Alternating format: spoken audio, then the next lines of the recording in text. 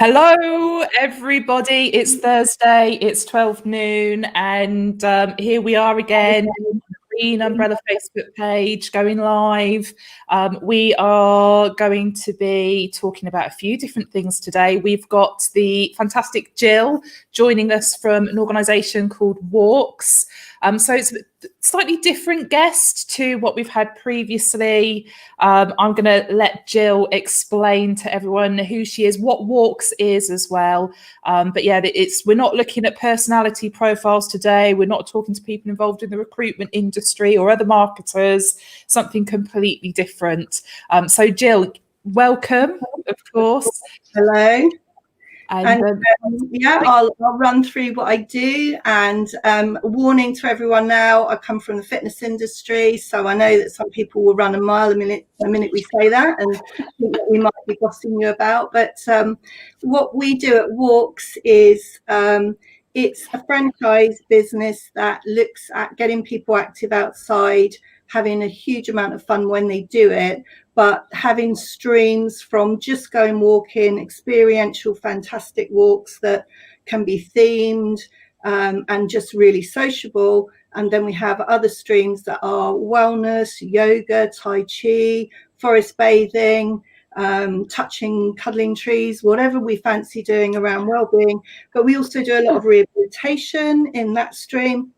And then the final one is the one that terrifies most people, and that's total body walking. So we have a number of programs that mean that every step you take works the whole body. It's hilarious. It's really good fun. It's very unique, but it literally turns a walk into a workout. So our franchisees deliver those programs, and we're also linked to, we are the founders of Nordic Walking UK. So there's a lot of polling, a lot of pole walking, and a lot of crossover between the two brands. That was a great answer. That was very good. I'm so glad I didn't introduce it, because I think I'd have said 3 of those things. I'd actually forgotten just how much you do. Yeah, I think sometimes I forget just how much I do as well, especially at the moment. There's a lot of it. I was talking to other people in the industry yesterday, and it's 40 years now since I first trained as a fitness instructor, which is a bit scary. And we've spent years and years and years telling people, don't sit in front of a screen too much and go out and do that.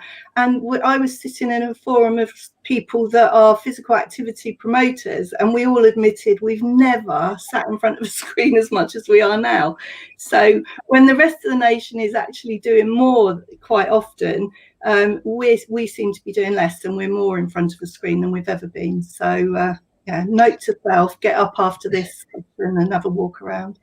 Well, you've had to be so agile in the business. So, I mean, I know you're saying about kind of agile's got different meanings, I suppose, hasn't it? So,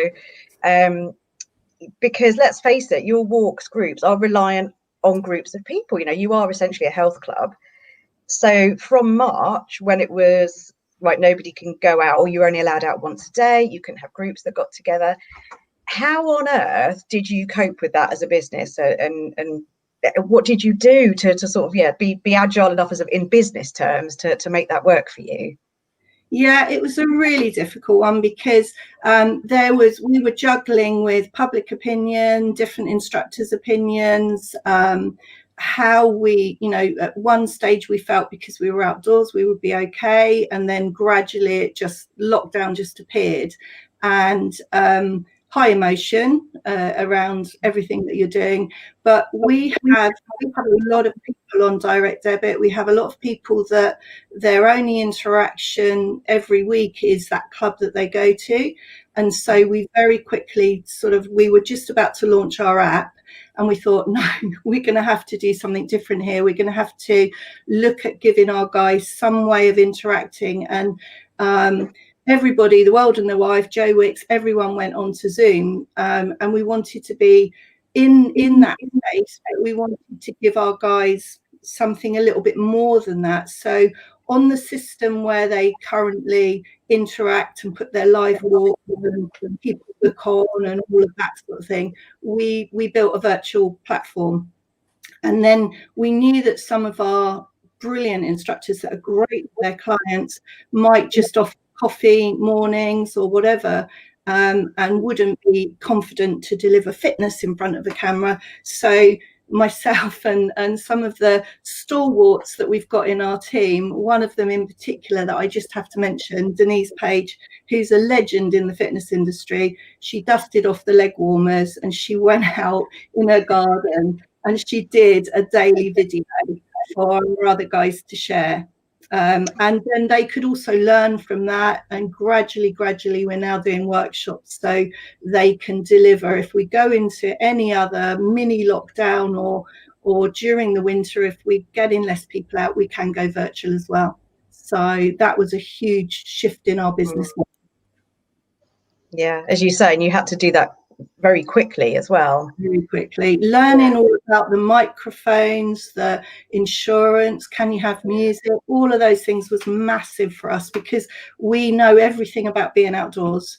You know, that's what we do. Some of us have come from a gym environment, so they know all about indoor exercise, but that's what we specialize in. And suddenly we had to know all about digital and all of that, and engaging with people online, and that element of it for a lot of us was completely alien, and yet all of our instructors were waiting for us to say, what do I do next? So and how many groups and instructors have you got? I mean, because it's a big community with WALX and the other brands you represent. Well, we have 2,000 live walks and activities every week on the system. Wow. Down now it's live plus virtual, because a lot of the guys found when they went back to going outdoors, people were saying, oh no, but I still want to do the virtual. And Martin, one of the sort of HQ team, he's in London, and he's found that he's still got as much virtual as he has outdoor. So, you know, we're all looking pretty exhausted because the customers now want us to be on both. But we've also got about 200 community projects and councils that we train and support and represent as well. So with the Nordic Walking, it's a licensed program, and the guys work at whatever level. Some of them work at a really high level and have several leaders working for them.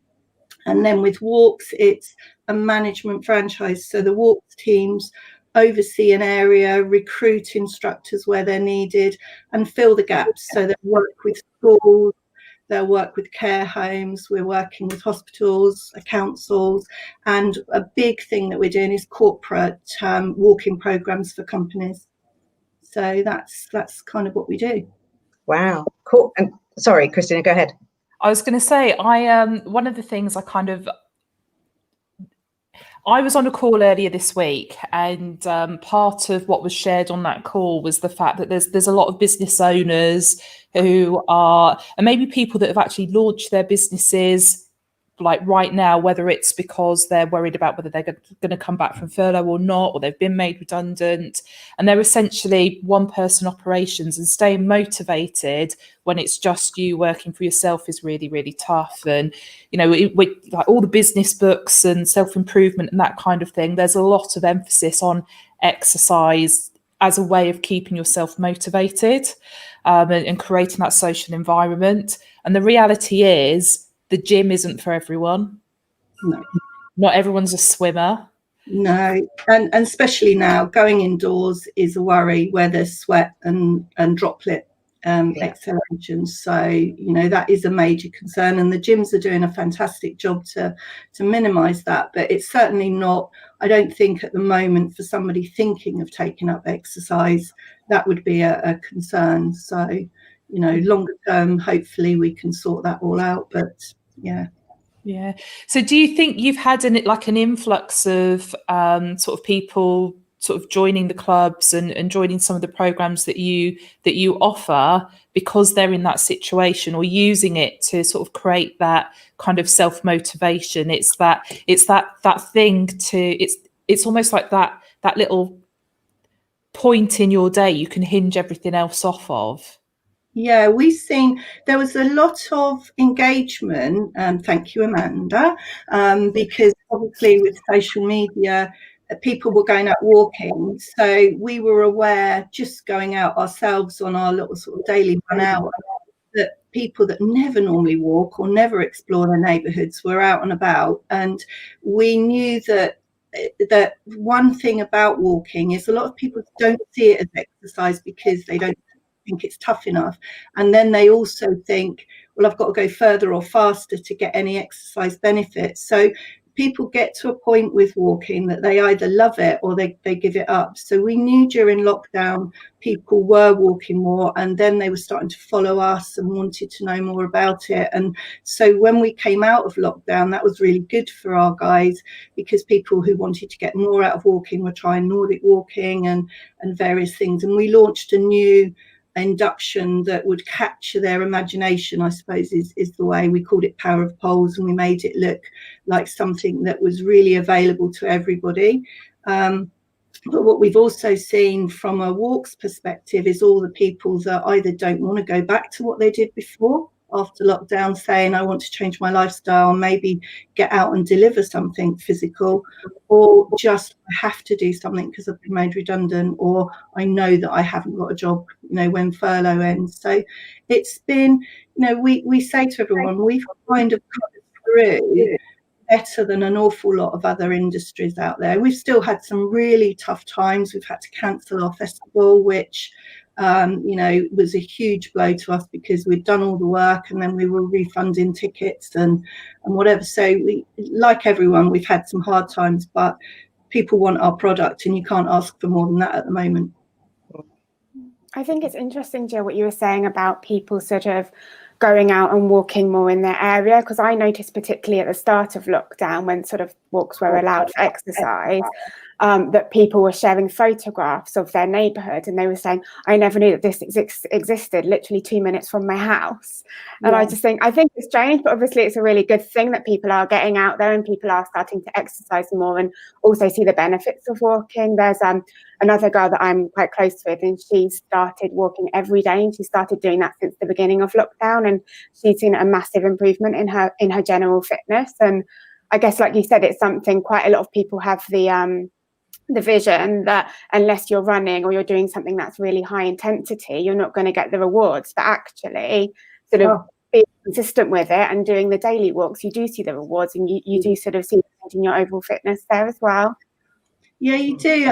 And that thing about discovering what's near you, not everybody has the confidence to go wandering and are worried about getting lost or exploring a little bit too far from home and maybe feeling a bit vulnerable. So one of the things that we offer with the fact that it's group supported is we push people out of their comfort zones a little bit, and they go to places, and that comment is really common to our groups of, oh, I didn't know this was here. And we love that. We love to take them to places and get them to experience that. I've never gone to any location where you couldn't get a really good walk and find some interest. So whether that's a city centre with the history or there's always something that can make a walk either a workout or really interesting, and the time will pass. But the other secret or our secret weapon is, if you walk well, you get much better benefits out of it. So again, just going for a walk on your own and not necessarily doing it well is not nearly as effective as somebody, number one, teaching you how to walk well, number two, then being able to say, do you know what, I think you're ready now to do a bit of total body or to be pushed a little bit harder, or why don't you try this, or why don't you sign up for that challenge. So our teams are always trained to take people on a journey, and that's not just a single walk, it's a lifetime journey of walking. Sorry, Emily, it was it's fine. walking well. When you say teaching people to walk well, I feel a bit conscious. And that's what I was going to say. That's literally what I was going to say. I'm going to make you all get up and walk around, and I'm going to assess you. Oh, God. See, I was worried you'd pull something like that. You'd have to do some workouts. Oh, no. What make you do it wrong? Because I feel like one foot in front of the other, I'm taking the dog. No, it's not. My husband will tell you that I am a complete obsessive, that my pet hate is when you see people fitness walking, and they've always got the bottle of water and they're really tight and they're like that. they're sort of marching, and it's I'm going out exercising, and I just want to stop the car and shout at them. And the other thing that really winds me up is people that are running before, you know, they shouldn't be. They're running and because they think that's exercise, and you can see the gait and everything about them that they are straining their body in ways that they shouldn't. So to walk well is a really simple process, but it's about understanding how what our anatomy is and how as animals we would have moved in the first place, and we're too conscious sometimes about other people looking at us and what other people think, rather than going back to our natural state. But for instance, you should roll through the foot, so the heel should hit the ground, and then you should roll through the foot. And if you try that even just while you're sitting in the desk, if you do that, well, I am. if you stand up a bit, it's better, but you can feel every single muscle in the legs working. So as opposed to just putting the foot flat on the ground, which a lot of people do. So a lot of people kind of slap the feet onto the ground.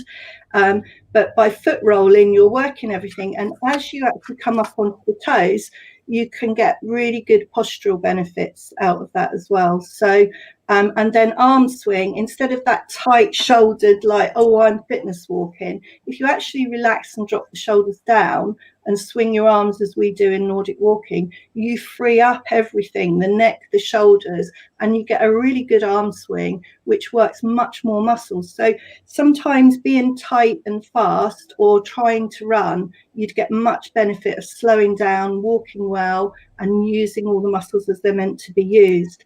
And the cardiovascular benefits then start to come, because more muscles means more calories are burnt, basically, which is why we use poles. And the benefit of the poles is they also take the weight off the feet. So if people have got joint issues or they're carrying a bit of excess body weight, it feels better. But they also provide propulsion forward, which makes you feel lighter. And every time that pole hits the ground, you're getting core benefits, and you're also getting the push forward, so you can actually stay out longer and go faster. So when you finished, you feel like, yeah, I've really done something today, and you've worked your whole body. So that's why we do it. Yeah. See, whenever I walk now, I'm going to be thinking, am I walking well? Is this good? Yeah, We did. Yeah. So in terms of marketing, yeah, you know, reaching out to the community, we know that Nordic walking, it's not a new thing. It's been around for a while, but it certainly feels like it's taken on some legs. Excuse the really awful pun. Good one. Introducing the wellness walks and the total body walks, that's kind of a new concept. And as you say, you're trying to get people to understand that it's, you know, it is a full body workout. It's not just going for a little ramble somewhere. So how, you know, your marketing strategy, obviously we know a little bit because we've worked with you on it, but so for people who are viewing today, in terms of kind of marketing channels that you use, how do you even start to build a marketing strategy, and what sort of methods do you use to reach out to your community? It's a really interesting one, because when I obviously used to do health promotion, and my whole remit was trying to find something that people would love to do and stay doing, and that you could progress them. So when I first came across Nordic walking as a concept, and I was living out in the Alps, I thought that is a cross trainer. And I can take that to the public. It's really affordable. We can take it out into the community, and we can build a huge amount of fun and experience around it that will keep people coming back for more. So when we first looked at Nordic walking, we never looked at it how it is in Europe, that it's a sport, it's a coach technique, and it's really serious. And the reason we've moved now into walks is we've realised that over the years, the Nordic walking marketing, I would sit down and write another programme, and we brought in everything from working with my team, from ski fit to speed hike to the wellbeing, the falls prevention. And suddenly we sat back and we said, this isn't just Nordic walking, this is a whole exercise programme, But because we were called Nordic Walking UK, there were a lot of people going, oh, that's just pole walking and it's just for old people. Of course, what we're doing in those clubs is not just for old people, and it's certainly not just pole walking, because a lot of the guys are using smoothies, which are sort of exercise rings that vibrate, that were developed for Parkinson's but are absolutely incredible wellness tools. And then we use exercise bands, we use body weight, we use so much, and that's why we now call that total body walking, because you can do a whole class with no poles and no kit, and you can still create a whole body workout. So that's where the walks concept came from, because we just felt we could go out to a wider population and break down any barriers of, oh, have I got to walk with those pole things? And there is still that, despite all the marketing we've done over 12 years, there's still that thing that it's for older people and predominantly female. And one guy once said to me, do I have to be a woman of a certain age and wear purple? And at that point, I thought, oh, my God, our marketing and our branding and our tribe is actually now putting people off, because people are perceiving us all as a bunch of women of a certain age who wear purple. And we love that, because we have got a lot of women of a certain age who wear purple, and we embrace that and we think they're fantastic. But we don't want to be a niche. We don't want to just appeal to them, because we want their daughters to come, we want their husbands to come. And the minute we started to say, you know what, you don't have to have poles, bring your friends, bring your family on some of the activities, it opened up, and we started to get the other halves who were like, well, pole walking is what she does. The interesting thing is that more and more people are engaging with us without poles, go on to poles at some stage. So we're just bringing them in a different way. Yeah, I can imagine yeah, as you say, the purple people, the Nordic walking community, they're incredibly loyal as a community, and it's a fantastic community. Yeah, incredible. They turn up at events and festivals, and they are just so welcoming to newcomers, and we never ever want to not be involved in that. And we've made that absolutely clear. Nordic Walking UK is going nowhere. We love our purple people, and we want them to feel that they are also a really integral part of walks, because during our delivery to Nordic Walking UK customers, that's how we've learned what works and what will work for a wider population. So they're incredibly valuable to us, and we love them. We absolutely love them. So what does work from a marketing perspective? What are you trying at the moment? What have you tried in the past that's had good results for you? I mean, because there's so much you can choose in a marketing strategy. As in what medium works? Yeah. So, whether it's digital stuff, email, social, what are you going for? I think digital is growing, obviously, like with everything else. And again, as a team of more senior directors as we are, we've had to really learn. And my son finds that hysterical, that he calls me sort of digigran and various other weird things. We kind of have to try and stay abreast of things, which is why we work with you guys.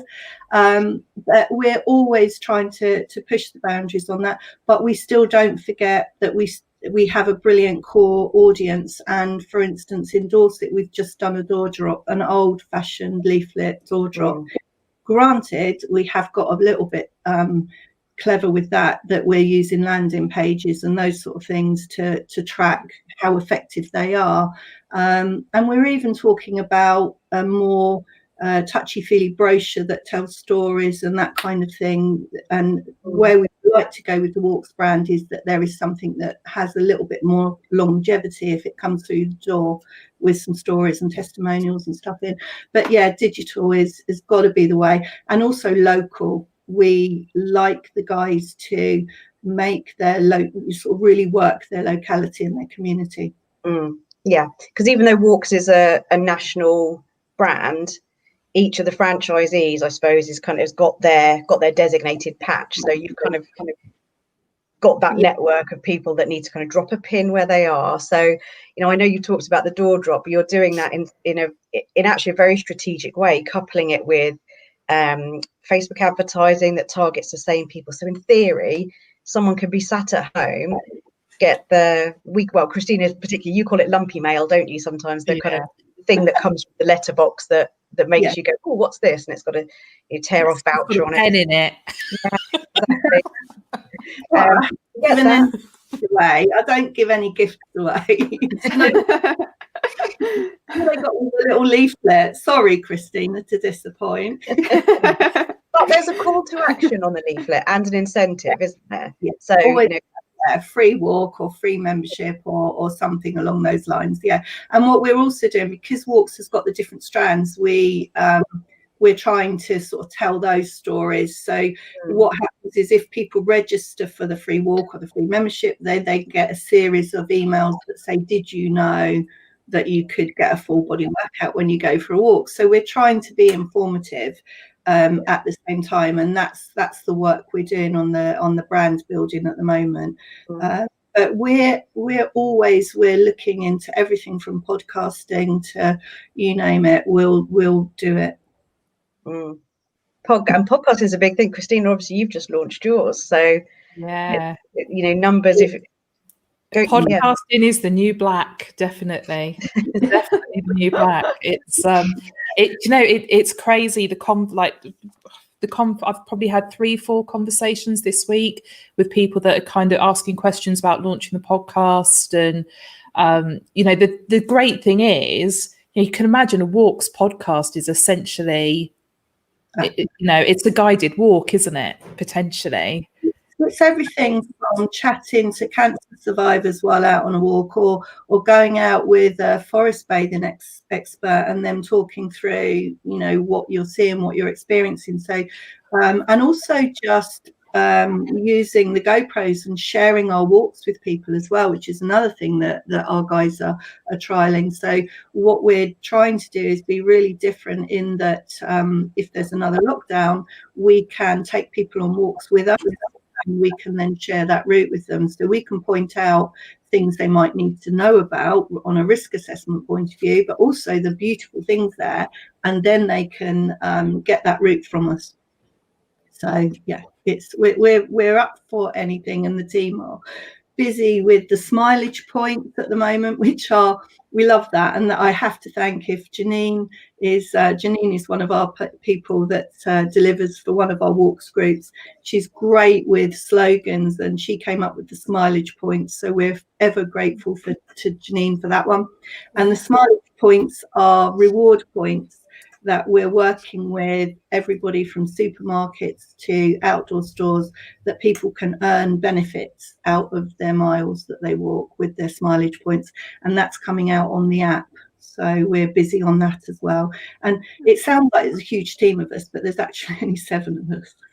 I was going to say, it's worth mentioning that, you guys, you're based, was it Worth Matravers, isn't it? We're in the best place to walk in the whole country. And if you see behind, I'm in a very ramshackle Dorset cottage, which used to be my holiday home. But we were based, when we came back from France, we were based in Milton Keynes, because launching new brand, launching new company, let's go central, let's be serious. We'd already run outdoor leisure parks and health clubs and various things in Milton Keynes, so we knew the business community really well around there. So it was a really sensible decision. It went brilliantly until we got flooded. And we were near Olney, just outside Milton Keynes, and we got into the office one day. The computers were floating around on the floor, and we said, well, we've got to change everything. So the girls that wanted to stay in Milton Keynes, and that we still have them, and they're brilliant, they were working from upstairs offices, and then we moved them to their homes prior to everybody working from home. And the rest of us are down now in Dorset. So we just moved into our holiday home, and I've never moved out of it. And now I'm working in it as well. But we're based right up on the cliffs with stunning sea views, and it kind of fits with the brand. prior to Zoom meetings, as you guys know, not particularly easy for someone to come to visit you. It's kind of a 2-day donkey ride to get there, but everyone loves it once they get there. So yeah, best place to be. I remember my first meeting at your head office, and as you say, absolutely stunning views. You know, if you go into work in an office, you want it to be on a cliff top near the Jurassic Coast. And I think after we finished our meeting, I took a little drive into Swanage, came back out. So I drove along the seafront, came back out and stopped on a cliff next one over. There was an ice cream van parked at the top. So I stopped, got a little sauce of ice cream. I was like, these are the clients I like working with. This is amazing. Like a holiday, Amanda. A working holiday. A lot of business. But lifestyle, if it's not an ice cream, you have to have a cream tea. On our festival, the cream tea walks sell out within seconds of going live, and we do 70 walks a day, and we sit in the office and it's ding ding ding ding, cream tea walks, all fully booked. And Purbeck Ice Cream actually come and support us, and they bring a van on site. Perfect seems the best. It is the best. They are the best. And we've also got Purbeck Cider Company, and we do a walk right past their orchards. So that's Mark's kind of walk. I mean, we've got fantastic pubs down here. We've got the Fox pub, which is one of the oldest in the country. So we have a walk called the Fox Trot, obviously. So yeah, it's great. And everything we do here, our groups replicate that in their communities as well. All of the communities have got something that other areas don't have. And then what the groups do is they get together and walk, with each other and share what they've got. So our group quite often go to Winchester or Stonehenge and meet up with other people in other areas. And that works really, really well. So there's definite pros and cons of running a franchise network, I imagine then. Oh yeah. Yeah. I mean, we were licensed, and there's always a resistance to licensing, and a lot of people, well, I just want to be a Nordic walking instructor, so why are you guys so strict on, and we tried to do it because we wanted standardized delivery, we wanted professional systems, we wanted to actually give the instructors the tools we knew they needed to retain their customers. But there was a lot of them could see in the early days was, why are you trying to restrict me to do that, and why do you want to take a percentage? And it's kind of because you've got really expensive software that we've spent years developing to help you grow. But I think that's changed a lot. But with the Nordic and the licensing, it's a lifestyle business, and a lot of instances it's more lifestyle, and they only want to deliver a certain amount of walks and engage with a certain demographic. With walks, it's a much bigger, this is a full-on franchise. We spend months with them on their training, we put a full business plan together. And it's therefore much stricter on the branding and the use of the brand and everything that goes with it, because the opportunities are huge, and the people we need, they just have to be really brilliant at what they do, because they're going to be managing quite a lot of delivery once they get fully established. But it's new to us. We've had to enter the franchise world, and we weren't franchisees up until this point. So again, huge learning curve. I know, Mark, you brand control makes you twitchy, doesn't it? Well, someone's got to look after things. Well, no, it's interesting though, because I've been part of a franchise before, and the people that were successful in the franchise community were the people that stuck to the guidelines and did things as they were prescribed, and it does work. So I mean, how do you find because obviously you're doing a lot of national marketing and things, but also do you let the franchisees do their own individual things under guidance? And if you do, how do you control that and keep a track of things, really?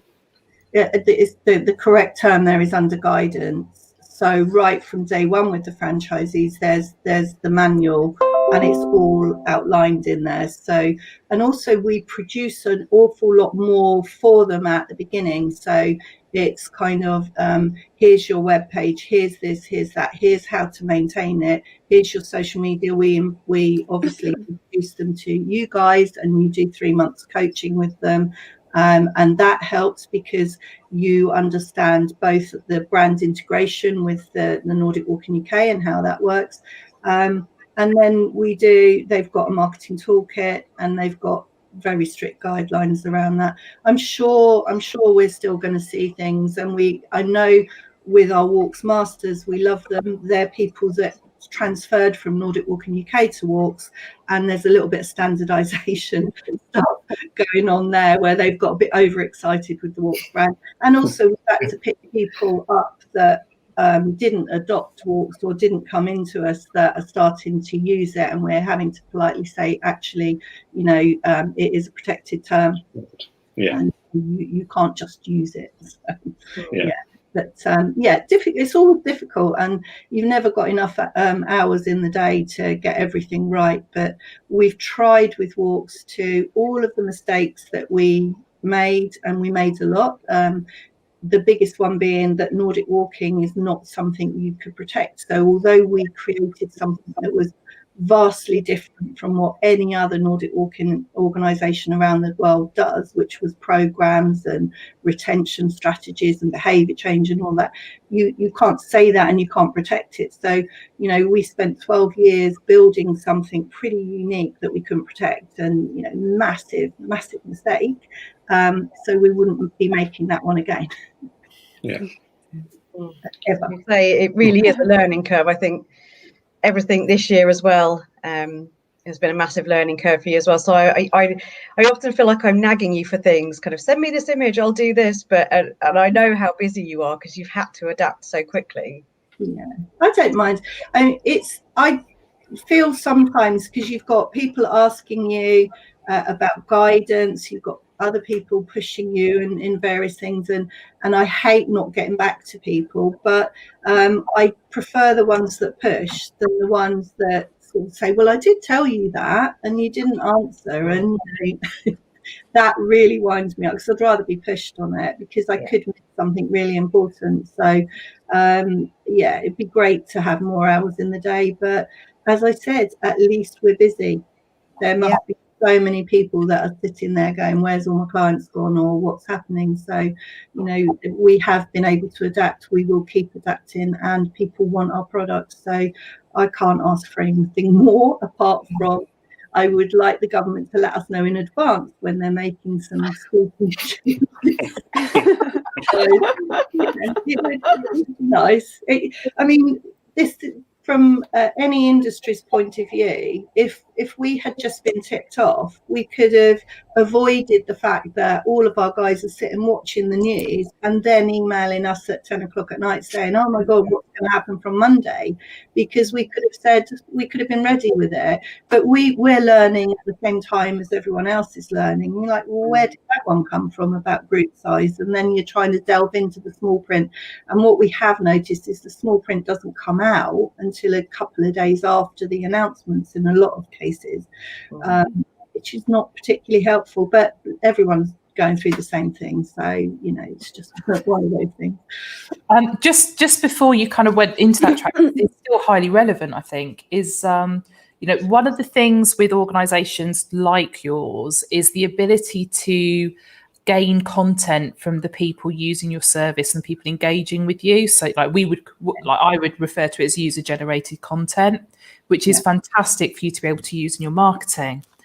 Right now, because of the conditions we're living in, people are getting very kind of they're getting really concerned about what imagery they use in their marketing. If there's 3 people in the photo and they're all stood too close together, it's like, oh no, we can't use that because of social distancing and all that sort of stuff. And I think it's Amanda, and you and I were having a bit of a conversation about the kind of, people will look at an image and they make judgments.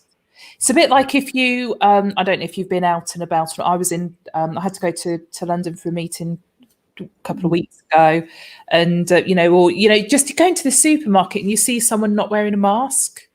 Now, there are there's lots of reasons why someone might not be wearing a mask in public, but in that instance, you don't think about that. You just think, oh, they're not wearing a mask. Yeah, and it's kind of like those subliminal things that come in. There's a lot of that. We've had people filming us when we're out in our groups. Definitely down here in Dorset, there's a lot of feeling because they were deluged. You saw what was happening at Lulworth Cove, and we felt it ourselves. We couldn't go to places we would normally just go for a walk because everybody, the world and the wife, was suddenly outside, and there was a lot of littering, and there's a lot of camper vans in our laybys and car parks. So everybody at the moment is seeing everything and kind of going, well, that's not fair. So one of the things we said to our groups is, if we're running a COVID secure business and it's about exercise, you can go out there and you can have bigger groups, but think about how that might look to a family that can't go and meet granny in the park at the moment. That might not look very good if you're all having a laugh and giggling in the park. So it's a really difficult one, and image is everything. And the images that we're getting, the content that we're getting from the groups, we did a lot of work around poles apart, and we did some fun images where they were sort of holding their poles apart. That worked really well, and we're constantly saying to them, make sure people understand you're not just a group of people having fun. You're out there, you're delivering exercise, and as much as you are all smiling and enjoying it, there is a reason for doing it, because at the moment the one thing everyone needs to be doing is staying active and staying fit, because that is the way to fight COVID. So, and there are enormous health benefits, not just physical health benefits, but mental health benefits, aren't there? Mindset, absolutely. Yeah. It's unbelievable the changes that you see in people, from the physical changes. Obviously, the first one we see usually within about 4 weeks of starting a pole walking is posture, and range of movement improves. But the key thing we see is they just relax, they smile more, they feel better, they feel energized. And they're the secret weapons that sometimes they haven't even realized themselves that they're getting just by being out, moving. And then if we start to bring in things like balance, as we get older, I have a mantra that you have to stand on one leg, each one in turn, obviously, otherwise you get one brilliant leg and one wibbly one. But every single day you've got to stand on one leg. And you can see it in our groups that the first couple of times they do those drills, they're wobbling all over the place, and then they get incredible balance. Well, as you get older, the one thing that is going to stop you falling is balance. The second one is flexibility. So again, we work on that. Generally just using our muscles or their waist away. So, we can do that when we're out walking. And the best thing of all is just being out there, the mood boosting effect of nature, being out there and fresh air. You can't put a number on it. It is just incredible. And even if you feel like, I don't want to go out today and it's raining or it's cold, if you do go out, you'll feel better. So you've got to get the shoes on and you've got to go out. If you can do it with people that are lovely and make you laugh, then it's even better. Even better, definitely. I must admit, and it is a risk, as you say, you spend so much time in front of a computer and working at home. So when I get to the end of the day, I'm kind of like, ew, it's the end of the day, great. And then I'm just walking downstairs. So there's not a lot of separation between work and home. You're still on your phone, checking emails. Yeah. So I've made real conscious effort to, right, as soon as I finish work, I take the dog out and go for a walk, because that kind of helps just kind of, switch the brain off. As you say, get the fresh air, because it's actually been really nice weather this week as well. So it's you kind of think, you don't want to feel resentful about working either. No, you can get out and enjoy that. It makes a world of difference. You should get up every 40 minutes anyway. You should always just get up and move around. We've been talking for 44 minutes. Does that mean we all have to stand up? Mark looks very guilty in the corner there. I mean, the position that you're in when you're on your screen, if you think about it, all your leg and buttock muscles are kind of in a stretched position that you shouldn't be in, and that is incredibly bad for your back. And then with this shoulder position, especially if you're typing, and all of us are not on. But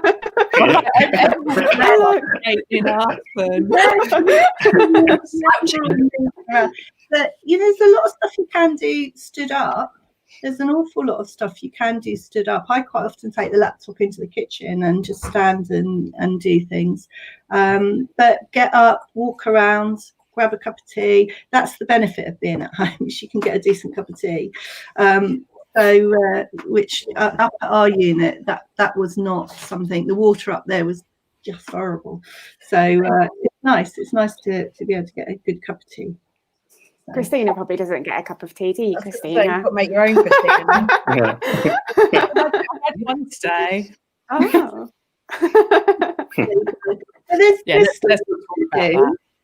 You can, because who was saying, can you show us something you can do at your desk? So you can put your arm, onto your desk in front of you now, and sort of lengthen up through your spine and lean forward, and then press your arms down on the desk, and you'll feel your core engaging. Yeah.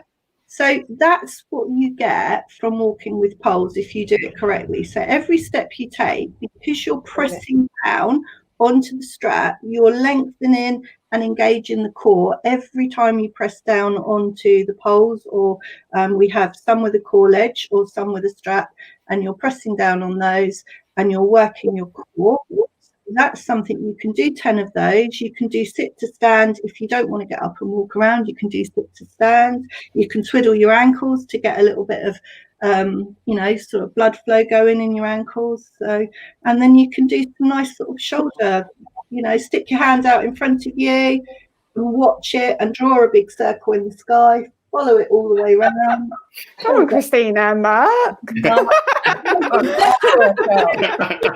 You're not watching it. You're supposed to watch it the whole time. So if you put it out in front of you, you've got to watch it up, watch it down like that, because then you won't strain your neck. So those circles, feel how good that makes you feel, you see? That is better. To be fair, I need to do those. Do them every hour. It's definitely got the lethargy kicking in, doesn't it? Yeah. But that's what movement does to your body. I mean, we're not designed to be fixed in one position ever. We're supposed to be. It goes back to walking. I think there's a brilliant book out there. It's called In Praise of Walking, and it's by a neuroscientist. It's absolutely brilliant because it kind of shows how your brain is connected with the movement of walking. So you've kind of got a GPX in you, a sort of system in you, GPS.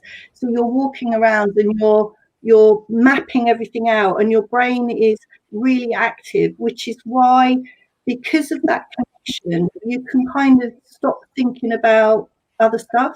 So, when you're saying you go out for a walk, quite often you can be really creative because you're not thinking of what have we got for tea or those mundane things. Your brain is working with the whole body, and you become a complete animal, really. I do some drills with my groups on mindfulness, where when we walk through the woods, I kind of say, if you were an animal, you would only be interested in, can I find something to eat, or is something going to eat me? So you would be listening out, you would be smelling, you'd be in tune with everything that was going on around you, but your brain would actually be clear because you're doing all those things, if that makes sense. So yeah, walking's powerful stuff. I like that analogy. Are you either something to eat or something that's going to eat me?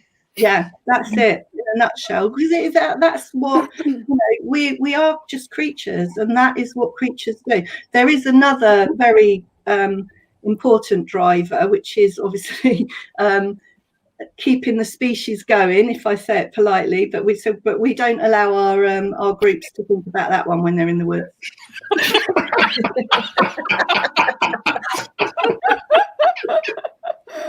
I should think not to. They can think about it, we just don't allow it, you know. You get up to the woods today, you're definitely sure of a big surprise. Is that in the franchise manual as well? Yeah. No, it is in the franchise manual how to deal with someone whose driver might be. That's the reason they're in the group. You meet people in the group, don't you, I suppose? Yeah, there's all sorts of reasons people would join the group. Well, but, you know, that's not particularly mindful. You know, mindful. I was being all hippie and mindful there, and then we've regressed to. But there are people have like really surprising benefits from it. So, in all seriousness, I've read a lot of stories from working with you about somebody who. It really helped with their recovery from COVID because their posture was improved. It opened their chest up, so it allowed them to take more air in. Yeah. Somebody else who was an oboe player, so they played in a band. Because they've got more lung function. So they can breathe more easily. They're like, I can get away with less practice now when I go to the band. So just all sorts of stuff like that. So secret benefits. There's loads.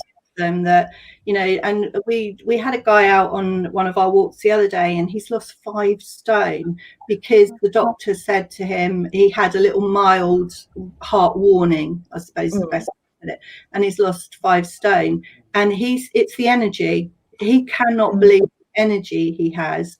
Now he's walking and he's lost that weight. So, and you hear all of these different stories about, oh, well, I was going to go for a knee op and now I don't need one, and those kind of things. They're the ones that drive us on a daily basis. Yeah. But there are a lot that it's just, I've met a load of lovely people and I was lonely, and that's just as powerful. Just as powerful. Yeah, fantastic. It is a massive extended community, isn't it? It really, really is. There's something pretty special. Yeah, it's like it's a gym that has so many more benefits. You know, it's just, you know, that health club where you're taking it outside, as you say, you're getting the added endorphins and happiness of working out outside, and plus all that connection as well. It's a great concept. I hope it keeps going from strength to strength for you. Yeah, it's down to the people, because the instructors, we don't select instructors that would naturally, you know, love them as we do. A lot of gym instructors or fitness instructors do go into the industry because they love exercise and it's their passion, and it is their way of life. And sometimes they don't have empathy with people that it isn't their way of life. So they're really good with people that want to work hard or want to look like them or whatever. And that's not that is a bit of a generalization, because there are some amazing personal trainers and fitness instructors, but we tend to get people that come up through the groups, have seen the change in themselves, and then they become brilliant instructors. But make no mistake, they're really well trained, they're really highly qualified, they do a lot of study. We train them on medical conditions and various things, and they're really, really professional. So even though when you see those groups on there and you just see a bunch of people having fun outdoors and doing a silly pose in front of the camera, that instructor has pre-screened everybody, has made sure they're being led by somebody who's got the skills to lead them. There's a lot of work gone into how that walk was planned, recorded, risk assessed, and so from the outside it looks like, oh, that's a really easy thing to do. I'll just get trained and I'll just run around out there with lots of people and teach them how to use a pair of poles. It is so much more than that, and there is so much professionalism. But the people themselves, they have to love their customers. If they do it for money or they do it for any other reason, they won't make a success of it. You just have to love the customers, and they do, and that shows. And I think that's the key to everything we do, is from head office, we love the walkers. That's our whole raison d'etre. Gill, that's been fantastic. Thank you so much for joining us. That feels like a really good place to kind of draw this to a close now. I've got a little banner here. So if people want to reach out, they can jump onto the WALX website. There are franchisees opening up and down the UK, so you can jump on there, find out who's local to you, that kind of thing. As things open up, I know you're going to be having sort of your festivals and things starting up as well, so definitely would encourage everyone to have a look at that. But yeah, I think let's wrap it up there. So I shall leave you with a lasting memory of what might be going on in the world.